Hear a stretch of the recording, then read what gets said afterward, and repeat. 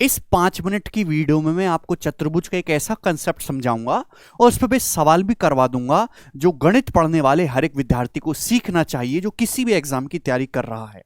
देखिए, ज्योमेट्री में आप लोग सभी जानते हैं कि ट्रायंगल नाम की चीज होती है और ट्रायंगल की एक विशेषता भी होती है। कोई भी त्रिभुज तभी बन सकता है जब त्रिभुज की किसी भी भुजा की वैल्यू अदर टू भुजाओं के डिफरेंस से बड़ी होती है और बाकी दो भुजाओं के योग से छोटी होती है।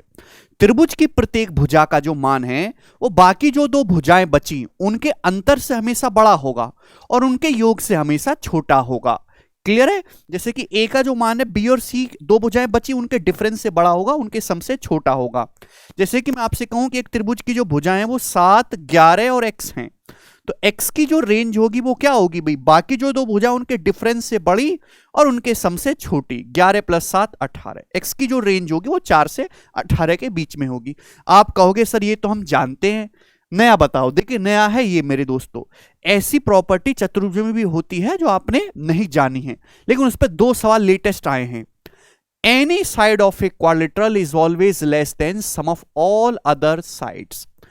चतुर्भुज में कितनी भुजाएं होती हैं? ऐसे ऐसे करके चतुर्भुज होता है, 4 भुजाएं होती हैं। आप बोलोगे हाँ जी सर।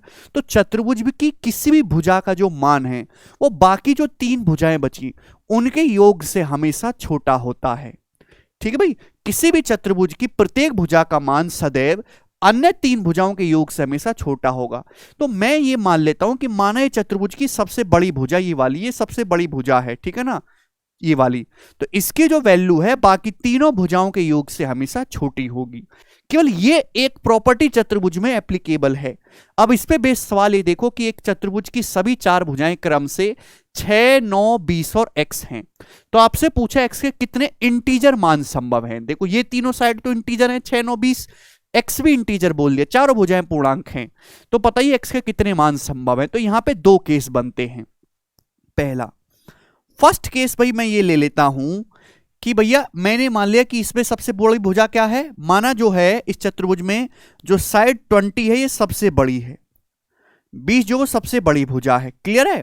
तो इसकी जो वैल्यू है 20 वो बाकी अदर जो 3 भुजाएं बची उनके योग से छोटी होनी चाहिए। क्लियर है? आप बोलोगे हाँ जी सर। तो 6, 9, 15, 15 जब इधर जाएगा तो 20 - 15 5, यानी कि x की जो भी वैल्यू होगी मेरे दोस्तों 5 से बड़ी होगी। एक आउटकम ये निकला। सेकंड मेरे दोस्तों, सेकंड केस यहां पर ये भी बनता है। ठीक है भाई 6, 9 से तो बड़ा 20 हो गया, तो 6, 9 तो लार्जेस्ट हो नहीं सकती।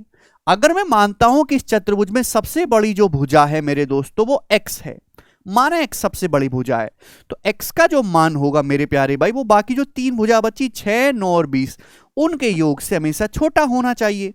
तो x जो है वो लेस होगा, 6, 9, 15 और 20 35।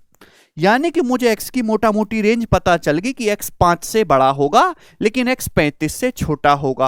और x की इंटीजर वैल्यू लेनी है, तो x के कितने मान पॉसिबल है? 5 से जस्ट बड़ा इंटीजर 6, 6 के बाद x का मान 7 भी हो सकता है, 8 भी हो सकता है, 9 भी हो सकता है, और x की वैल्यू 35 से छोटी होनी चाहिए। 35 से जस्ट छोटा इंटीजर आएगा 34, 34 मेरे प्यारे भाई।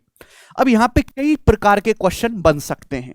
बोलेगा कि एक चतुर्भुज की 3 भुजाएं 6, 9, 20 है, चौथी भुजा इंटीजर है, बताओ उसकी चौथी भुजा x की मिनिमम वैल्यू क्या होगी। तो x का न्यूनतम मान 6 होगा इंटीजर में, x का मैक्सिमम पूर्णांक मान क्या होगा? 34 होगा। इसमें पूछा है x के कितने पूर्णांक मान संभव है। तो 6 से लेके 34 तक कितनी वैल्यू है भाई? ये लगातार गिनती तो है। तो 34 में से 6 घटाएंगे 28, 28 से एक ज्यादा 29 है मेरे दोस्तों। 6 से लेके 34 तक आप गिनती काउंट करेंगे तो 29 गिनती आएंगी। लगातार गिनती काउंट करनी हो तो लास्ट में से पहला घटाओ और एक ऐड कर दो, यानी कि 29।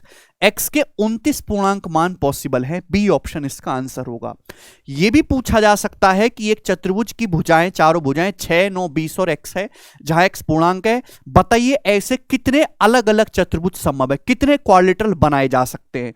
तो x के अगर 29 मान निकल के आए हैं तो 29 अलग अलग क्वाड्रिलेटरल या फिर चतुर्भुज बनाए जा सकते हैं। 29 इस सवाल का करेक्ट आंसर होगा। तो हर एक आउटकम को मैंने आपको यहां पे बड़ी डिटेल और बारीकी से समझा दिया। मुझे उम्मीद है कि इसके बाद किसी बच्चे को कोई डाउट नहीं रहा होगा। ठीक है जी। एक सवाल मैं आपको प्रैक्टिस के लिए और दूंगा, इस वीडियो के कमेंट में आप मुझे करके बताइए सभी लोग। धन्यवाद। अगर आपको समझ में आ रहा है, ऐसे आप शॉर्ट क्लिप में कंसेप्ट बारीकी से जानना चाहते हैं तो मुझे जो है जरूर सजेस्ट करें। बाय।